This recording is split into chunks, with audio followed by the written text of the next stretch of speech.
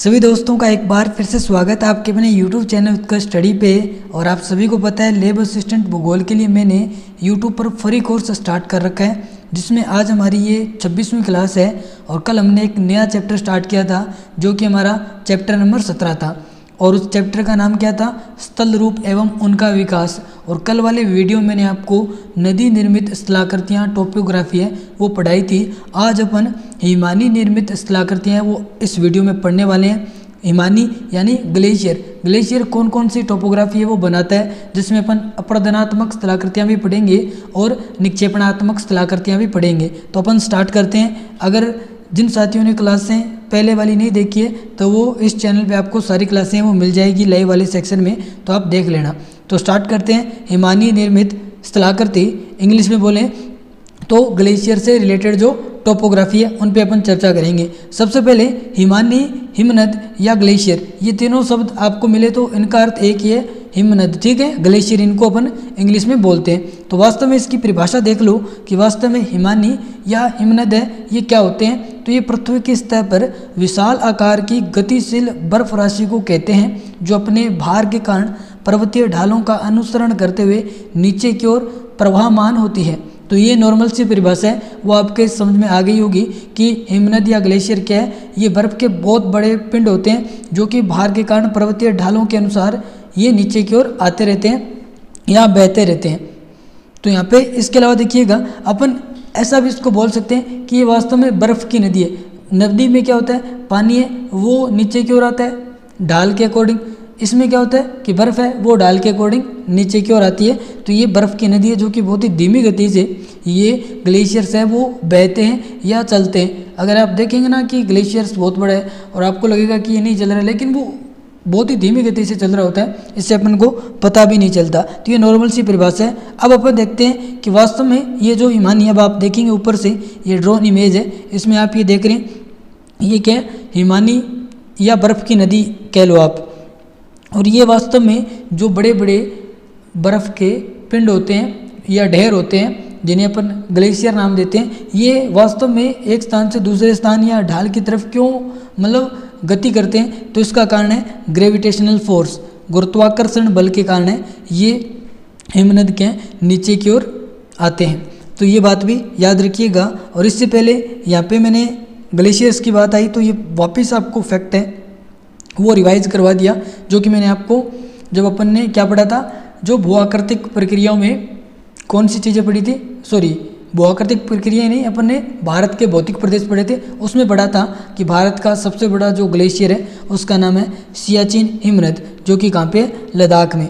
अब देखिएगा अपन एक एक करके जितने भी ग्लेशियर्स के द्वारा अपरदनात्मक स्थल रूप है उनका निर्माण किया जाता है उनको पढ़ते हैं, फिर अपन पढ़ेंगे निक्षेपणात्मक स्थल रूप। तो सबसे पहले स्टार्ट करते हैं, लेकिन उससे पहले नॉर्मल सी ये दो बातें और हैं कि हिमनद अगर अपन प्रकार के रूप में देखें तो दो प्रकार के हो सकते हैं। एक तो महाद्वीपीय हिमनद, दूसरे होते हैं पर्वतीय या घाटी हिमनद। अब देखो महाद्वीपीय हिमनद का मतलब होता है कि ये बहुत बड़े बर्फ़ के ढेर होते हैं और समतल क्षेत्र पर बर्फ़ की परत के रूप में फैले होते हैं, और ये ज़्यादा मतलब बहते वगैरह नहीं है या इनमें गति बहुत कम होती है। इनमें गति होती है लेकिन बहुत कम होती है।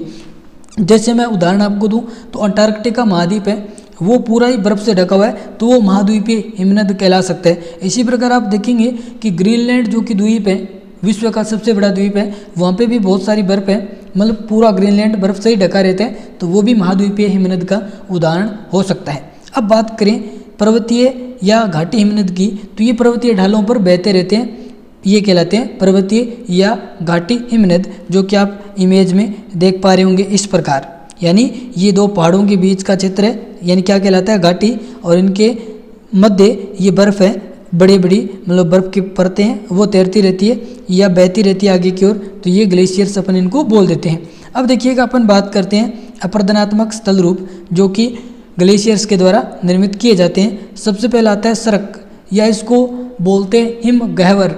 ये बहुत ही इंपॉर्टेंट है, सर्क नाम आप ज़्यादातर याद रखिएगा। अगर कई बार वो सर्क नहीं देगा तो आपको देगा हिम गह्वर, तो ये भी इंपॉर्टेंट है। अब सबसे पहले आपको बस इतना याद रखना है कि सर्क या जो हिम गह्वर है वो ग्लेशियर निर्मित अपरदनात्मक स्थल रूप है। अब ये कैसे बनता है, क्या होता है, ये नॉर्मली आपके जानकारी के लिए बता देता हूँ ताकि आपको ऐसा ना लगे कि हमने कुछ पढ़ा नहीं। तो देखिएगा, सर्क का पहले निर्माण ही देख लेते हैं कि पर्वतीय क्षेत्रों में हिमनद के शीर्ष पर अपरदन के कारण एक कटोरे नुमा गड्ढा बन जाता है जिसे सर्क या इसको कोरी भी कहा जाता है। तो ये दोनों बातें याद रखिएगा, सर्क और कोरी नाम है वो आपको याद होना चाहिए। और ये आप देखेंगे एक आर्म चेयर के रूप में, जैसे आपने लोहे की कुर्सी देखी होगी जो बीच में फोल्ड होती है, वैसा ये नज़र आता है। देख लो, ये जैसे पूरा क्या है, मतलब ग्लेशियर से पहाड़ है, उस पर बर्फ़ जमी हुई है तो ग्लेशियर इसको बोलते हैं। और ये इस ग्लेशियर्स के नीचे यहाँ पे ये जो आपको दिख रहा है गड्ढा, ठीक है, इसमें पानी भरा हुआ है, ये आपको नज़र आ रहा है, ये वास्तव में क्या है, ये पूरा आपका कहलाता है सर्क। तो ये याद रखिएगा। अब थोड़ी सी सर्क की विशेषता, यानी जो ये स्थल रूप बनता है, इसकी विशेषताएं देख लो कि सर्क हिमनद घाटियों के शीर्ष पर पाए जाते हैं, यानी ये एकदम हिमनद की घाटी है, देखो यहाँ से घाटी स्टार्ट हो रही है, तो ये सबसे पहले घाटी के शीर्ष पर पाए जाते हैं और पर्वतीय क्षेत्रों से एकत्रित हिम द्वारा काटे जाते हैं। यानी ये ग्लेशियर क्या करते हैं, जब ये नीचे गिरते हैं तो अपरदन के माध्यम से ये गड्ढा बनाते हैं। उसके बाद में देखो, ये बहुत ही गहरे होते हैं, लंबे भी होते हैं, जैसे देख लो ये आपको गहराई भी नज़र आ रही है और ऐसे लंबा भी है खूब। और इसके अलावा इसके ढाल देखेंगे तो ये देखो खड़ी ढाल वाली होती है, यहाँ से देखो ये कहलाते हैं अवतल खड़े ढाल इसके होते हैं। ये नॉर्मली इसकी विशेषता है। अगर यहाँ से क्वेश्चन है तो भी आपको ये बातें वो समझ में आ गई होगी कि सर्क की क्या क्या विशेषताएं हैं।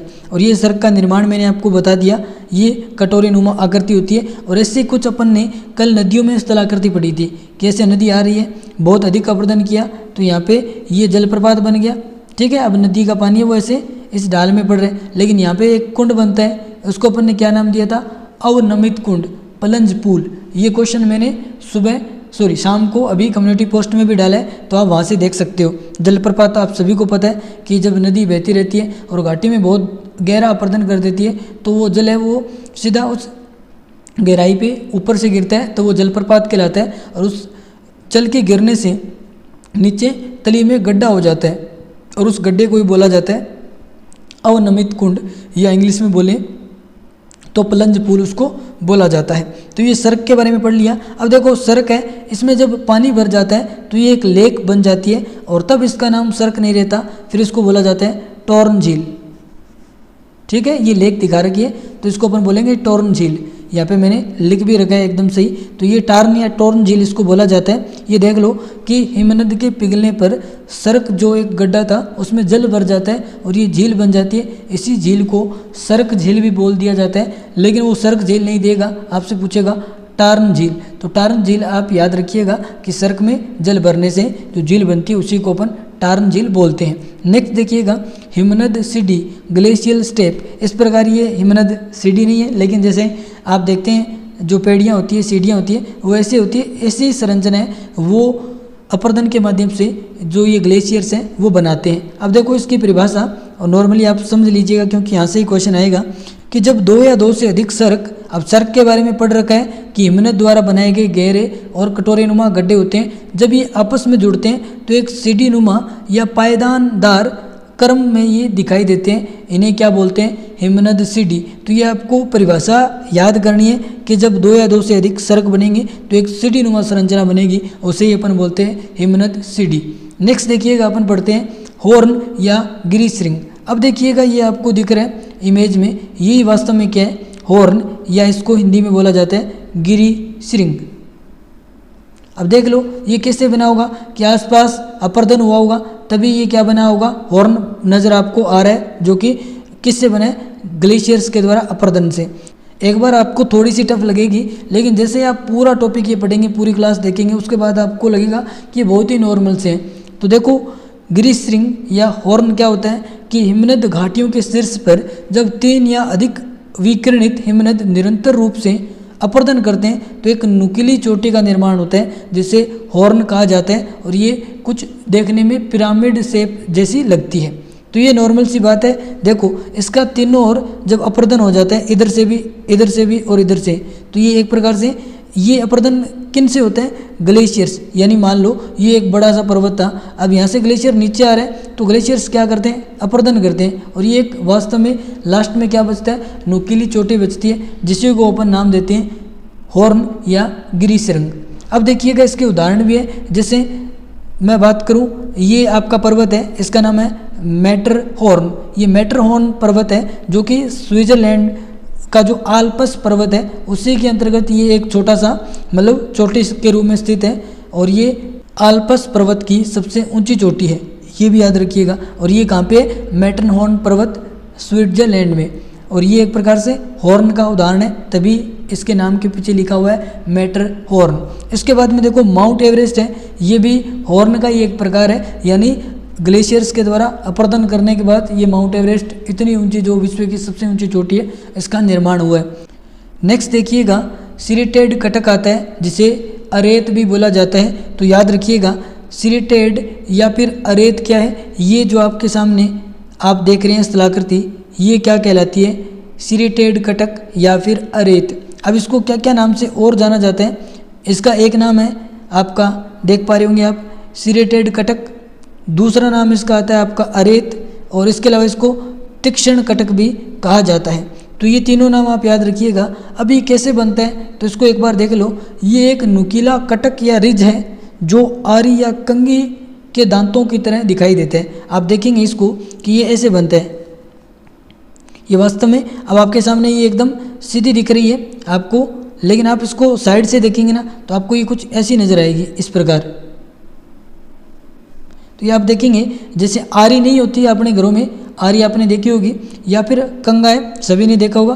तो ऐसा कुछ ये स्थल रूप बनता है, इसको बोलते हैं अरेत या सिरेटेड कटक या फिर तीक्ष्ण कटक इसको बोला जाता है। तो अब सीधा क्वेश्चन पूछेगा कि हिमानी निर्मित एक अपर्दनात्मक स्थल रूप जो कंगी या आरी के दांतों के तरह दिखाई देता है, अब आपको बताना चाहिए कौन सा है। तो ये सिरेटेड कटक होता है। नेक्स्ट अपन बात करते हैं अरेत का निर्माण कैसे होता है। तो अब दो सर्क का जब मिलन होता है, यानी दोनों सर्क हैं, जो अपन ने सर्क स्थलाकृति पढ़ी थी, ये आपस में मिलते हैं ना, तो ये दोनों तरफ से अपर्दन करते हैं। और अपर्दन करने के कारण बीच में इनके एक नुकीली, ये पतली बहुत लंबी क्या श्रृंखला बच जाती है। ये वास्तव में क्या होती है? सिरेटेड कटक या अरेत कहलाती है। यानी देखो ये पर्वतीय क्षेत्र है और यहाँ पे ये क्या बन गया? सर्क बन गया। इसी प्रकार आप देखेंगे इधर भी पर्वतीय क्षेत्र है और ये आपका क्या है? सर्क है। तो अब ये सर्क जैसे जैसे मिलेंगे तो बीच का ये भाग है ना, ये ऐसे ऐसे करते करते, ठीक है, ये एकदम इस प्रकार पतला हो जाता है। और ये जैसे कंघी में जो छोटे छोटे दांते नहीं होते, वैसे ये स्थलाकृति है वो बहुत ही लंबी बन जाती है, वो क्या कहलाती है? सिरेटेड कटक। तो ये नॉर्मली आपको इसका निर्माण प्रक्रिया है वो समझ में आ गया होगा। अब अपन पढ़ते हैं हिमनद घाटी। मैंने आपको कहा था कि नदियों से जो निर्मित घाटियाँ होती हैं वो वी शेप की होती है, और जो हिमनद से जो घाटियाँ बनती है वो आपकी यू शेप वैली कहलाती है। तो देख लो यहाँ पे ये बात लिखी हुई है कि हिमनद घाटी को गर्त घाटी या फिर यू आकार की घाटी भी कहा जाता है। ये अंग्रेजी के यू अक्षर के आकार की होती है, इसलिए इसका नाम ही यू आकार की घाटी रखा जाता है। अब देखिएगा ये वी शेप की घाटी है, वो तो नीचे से तली पे क्या होती है? संकरी होती है, लेकिन ये चौड़ी होती है, समतल तल होते हैं, खड़ी भुजाएं होती है और एकदम सीधी भुजाएं होती है, जो आप मैप में देख पा रहे होंगे।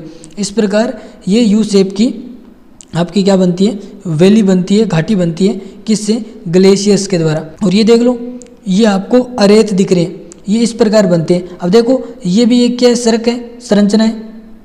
ये भी इधर एक सर्क संरचना है, क्योंकि पानी दिख रहा है ना, तो अपन इसको टार्न झील भी बोल सकते हैं। और ये इस प्रकार ये दोनों साइड से अपर्दन करते हैं, तो ये एक नुकीली इस प्रकार संरचना बनती है जो लगातार ऐसे लंबी फैली हुई होती है। एक देखो इधर है, एक ये इधर है, तो ये अरेत है। अब आपको चित्र से और अच्छे तरीके से क्लियर हो गया होगा। नेक्स्ट अपन पढ़ते हैं कि लटकती घाटी। अब देखो एक तो होती है मुख्य घाटी, और इसके अलावा देखो दूसरी जो यहाँ पे मुख्य घाटी में जो आके मिलती है उसी को बोलते हैं लटकती घाटी या हैंगिंग वैली। अब देख लो दूसरा क्वेश्चन यहाँ से बनेगा कि लटकती घाटी या हैंगिंग वेल है, सॉरी हैंगिंग वैली है, वो किन से निर्मित स्थल रूप है? तो आप कहेंगे हिमानी निर्मित। और कैसा है? अपर्दनात्मक। आप देख पा रहे होंगे ये आपकी यू शेप की मेन घाटी है।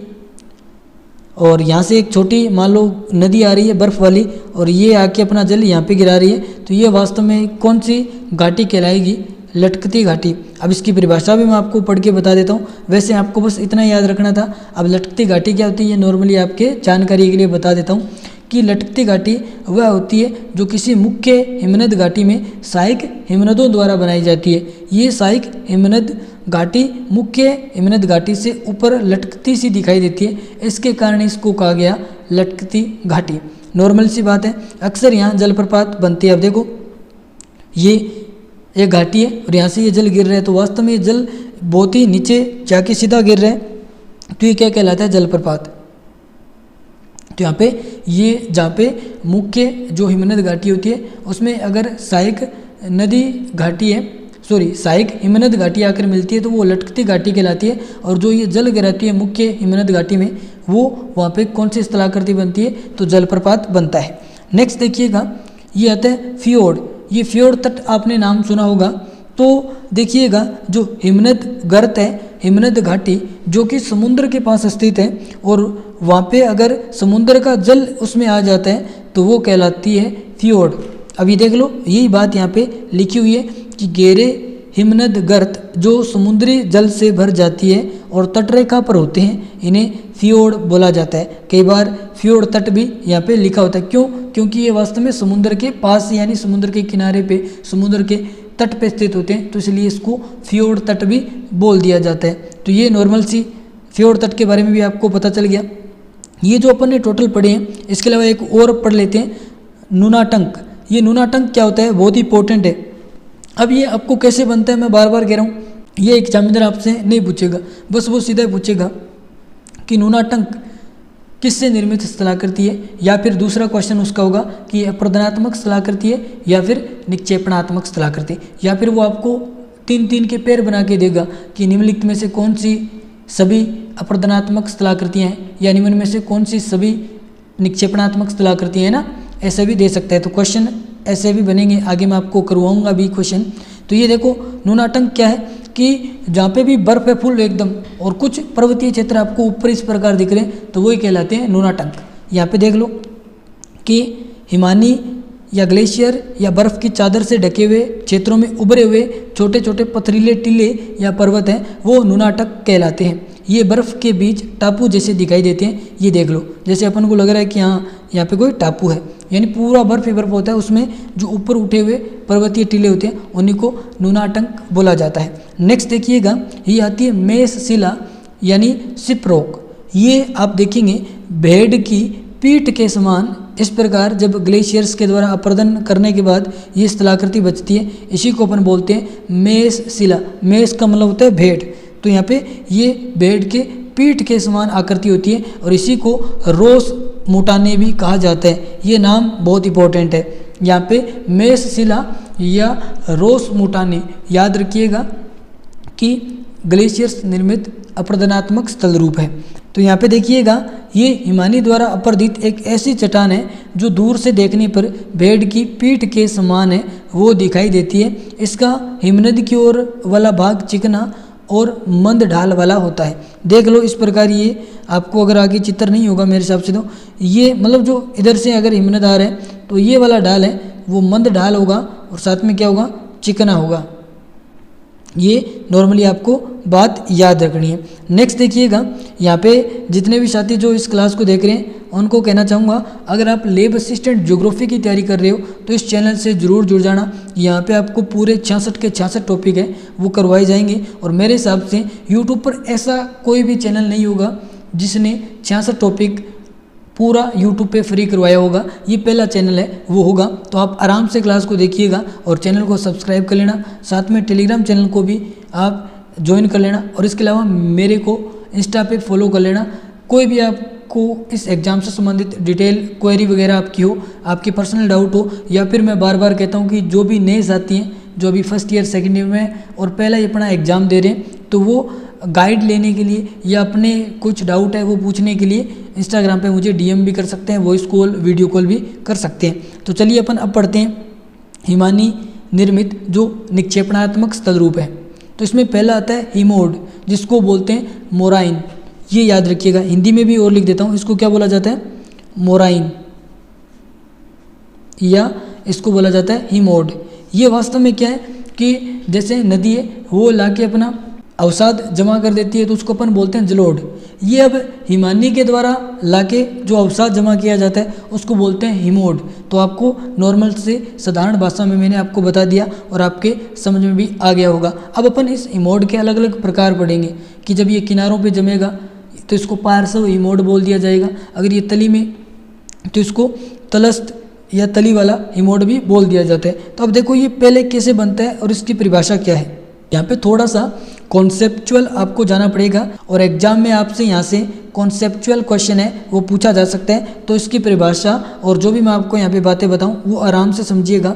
हिमोड क्या है, हिमनद टिल या गुलासमी मृतिका के जमाव की लंबी कटकें होती है। अब देखो हिमनद टिल या इसी को हिंदी में बोला जाता है गुलासमी मृतिका, ये एक जमाव होता है जो कि अस्तरीकृत होता है, अवर्गीकृत होता है। यानी जैसे छोटे मोटे चट्टान है, यानी उसमें छोटी भी है, बड़ी चट्टानें, छोटी रेत बिजरी, ये सारी जब जम जाती है एक साथ तो ये कहलाता है हिमनद टिल या गुलासमी मृतिका।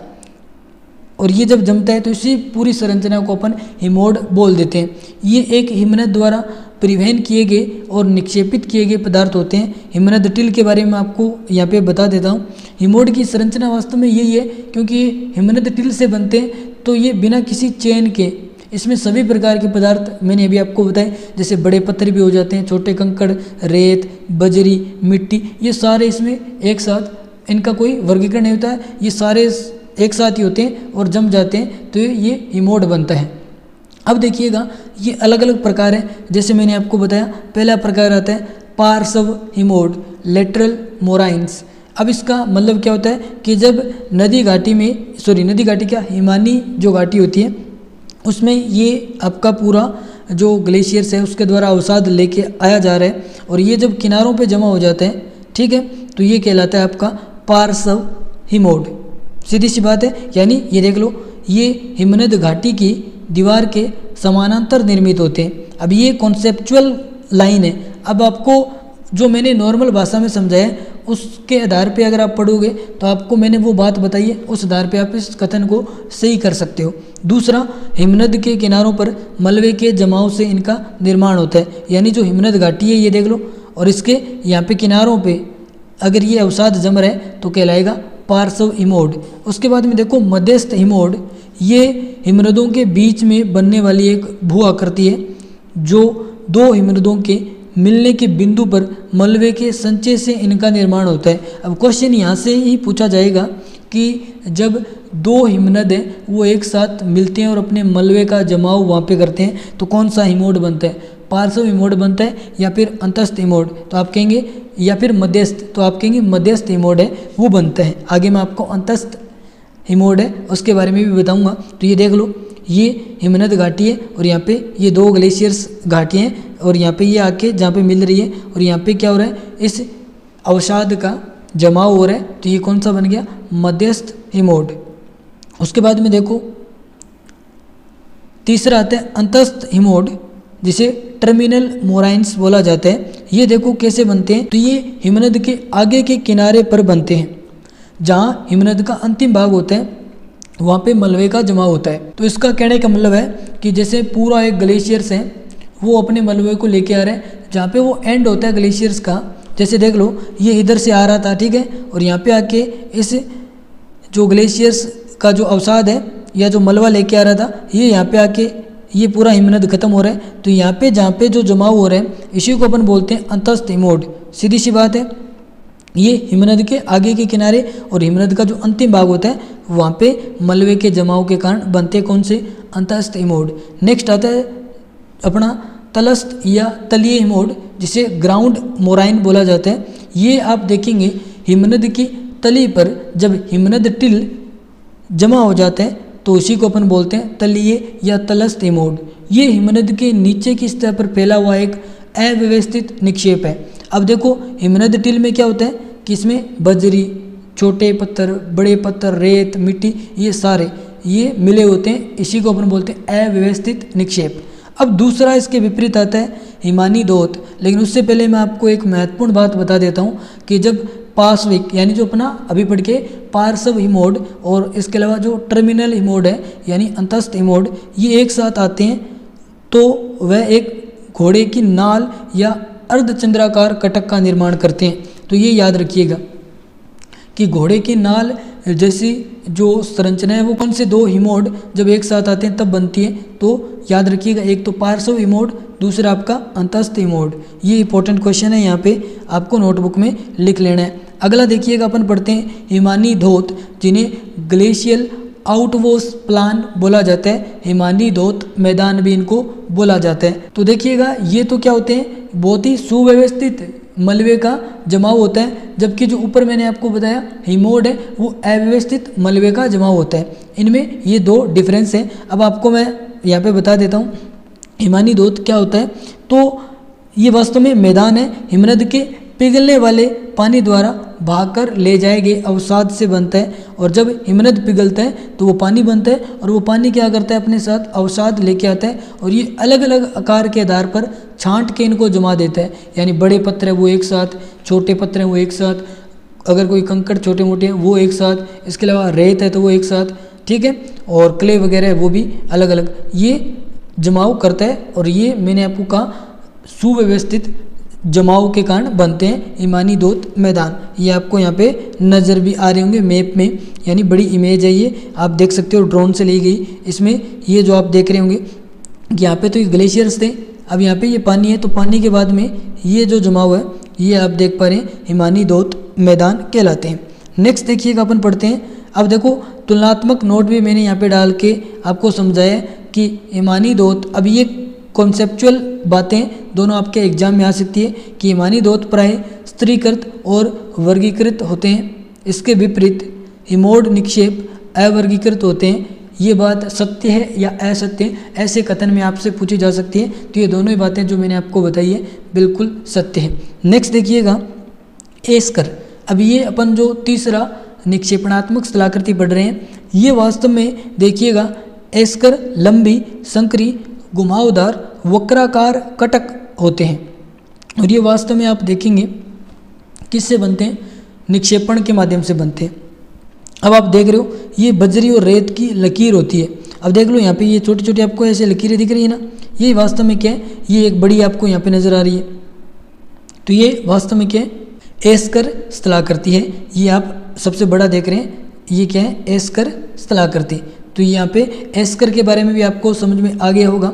अब यहाँ पे ये शब्द बहुत इंपॉर्टेंट है, क्योंकि वो सीधा तो ये क्वेश्चन नहीं पूछेगा आपसे कि ये एस्कर क्या होता है, वो सीधा क्वेश्चन ये करेगा कि एस्कर किससे निर्मित स्थलाकृति है, तो हिमनद, और कैसी है, तो निक्षेपणात्मक। ये मैंने आपको लगभग 10वीं 15वीं बार बार ये इसी पे जोर दे के बता रहा हूँ। अब देखिएगा हिमनद में जो ये निक्षेपणात्मक स्थल रूप है एस्कर, इसका निर्माण कैसे होता है, ये तब बनते हैं जब हिमनद पिघलते हैं और ग्लेशियर्स के अंदर या नीचे बहने वाली जो धाराएं हैं यानी जो जल है वो रेत और बजरी को एक लाइन में जमा कर देता है, और ये एक नदी के तल जैसा दिखता है जो उल्टा हो गया है।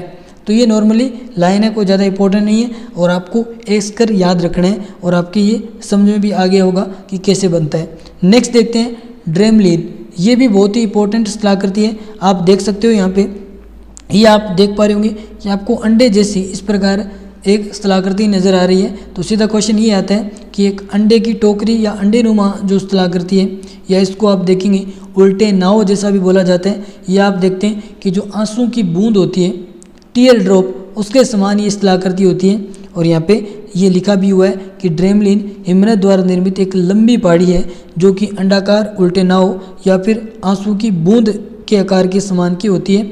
ये ज़्यादातर बोल्डर और मिट्टी से बनी होती है, या इसको एक साथ बोलें तो बोल्डर क्ले से ये निर्मित होती है। ये लाइन इंपॉर्टेंट है, और अब आपको सीधा याद रख लेना है कि हिमानी निर्मित निक्षेपणात्मक स्थल रूप जो अंडे जैसी संरचना है उसको क्या बोला जाता है, ड्रेमलिन। यही क्वेश्चन आपके एग्जाम में अगर यहाँ से पूछा जाएगा तो सेम यही क्वेश्चन जो मैंने अभी बोला है यही क्वेश्चन आपके एग्जाम में आएगा। नेक्स्ट देखिएगा ड्रेमलिन की संरचना। तो यहाँ पे दो महत्वपूर्ण बातें वो आती है कि यहाँ पे जो हिमनद के सम्मुख जो भाग होता है, यानी मान लो इधर से ये ग्लेशियर आ रहा है, तो इसकी तरफ ये जो भाग है ये क्या कहलाएगा, स्टोस इसको बोला जाएगा। जबकि जो इसके पीछे का ये भाग है ये कहलाएगा पूंछ यानी टेल, जो कि मंद ढाल भी होते हैं, जबकि आप ये देखेंगे तो ये तीव्र ढाल होता है। ये दोनों बातें आपको याद रखनी है। अगर डीप जाएगा ड्रेमलिन में तो ये दो बातें आपसे पूछेगा। नेक्स्ट अपन बात करते हैं केम और कैटिल। केम क्या होता है, ये हिमनद द्वारा जमा किए गए तलछट के टीले होते हैं, यानी जो हिमनद होता है वो जितने भी अवसाद लेके आता है और ये छोटे छोटे टीलों में जैसे मान लो इस प्रकार ऐसे जमा कर देते हैं, तो इनको बोलते हैं केम। जबकि दूसरी अपन बात करें कैटिल, ये कैटिल क्या होते हैं कि बर्फ़ के ब्लॉक के पिघलने से बना गड्ढा। ये इस प्रकार, यानी मान लो यहाँ पे कोई बड़ा सी बर्फ़ थी और ये पिघल गई तो यहाँ पे एक गड्ढा बन गया, इसी को बोलते हैं कैटिल। तो ये केम और कैटिल ये दोनों याद रख लेना, क्योंकि एक साथ इनको अपन पढ़ते हैं केम कैटिल। ये दोनों ही निक्षेपणात्मक स्थलरूप है जो कि किसके द्वारा बनाए जाते हैं, ग्लेशियर के द्वारा। अब अपन ग्लेशियर ही पढ़ रहे हैं तो ग्लेशियर के द्वारा ही बनाए जाएंगे। उसके बाद में देखो यहाँ पे जो अपन ने कैटिल पढ़ा, इसी में एक हमक शब्द आता है जो कि बहुत ही इंपॉर्टेंट है कि कैटिल है वो तो बहुत बड़ा होता है, लेकिन जब कैटिल के प्रकार का ये अवसाद है वो अगर छोटा जमाव होगा तो उसी को अपन बोलते हैं हमक। तो ये देख लो, हमक एक विस्तृत कैटिल में अवसाद निर्मित छोटे जमाव को बोला जाता है। यानी ये मान लो आपका कैटिल है और इसमें एक छोटा जमाव और हो गया तो उसको बोलेंगे अपन हमक। तो ये शब्दावली भी आपको याद रखनी है। और ये छोटी पहाड़ियों या टीलों का समूह होता है। अब देख लो ये गड्ढा होता है, लेकिन इसमें क्या होता है, निक्षेपण से बना हुआ गड्ढा है। ऐसे नहीं आप सोचोगे गड्ढा है तो ये अपर्दन के कारण बना हुआ, नहीं, गड्ढा है और इस गड्ढे में जब अवसाद जमा हो जाते हैं तो ये टीला नुमा ये कैटिल आपके बनते हैं। तो याद रखिएगा। और ये अपना पूरी जो क्लास है वो हो गई है, जिसमें अपन ने हिमानी निर्मित स्थलाकृतियाँ बहुत ही अच्छे तरीके से समझी है। अब एक बार आप पहली बार ये पढ़ रहे हैं तो आपको लगेगा कि क्या बता दिया, कैसे याद करेंगे ड्रेमलिन वगैरह, लेकिन अभी आप जस्ट एक दिन बाद कल मेरे कहने पे फिर से इनको रिवाइज करना। आपको लगेगा कि हमने तो बहुत ही अच्छे तरीके से क्लास देखी और अब पढ़ रहे हैं तो बहुत ही अच्छे तरीके से याद भी हो गए हैं। तो अपन मिलते हैं कल वाली क्लास में। जुड़ने के लिए सभी साथियों का बहुत बहुत धन्यवाद। और इस चैनल पे आपको डेली क्लासें मिलती हैं, तो एक बार फिर से मैं नहीं कहना चाहूँगा, लेकिन आप समझदार हैं तो सब्सक्राइब, इसके साथ टेलीग्राम ज्वाइन कर लेना और इंस्टा पे मुझे फॉलो कर लेना। ठीक है, धन्यवाद।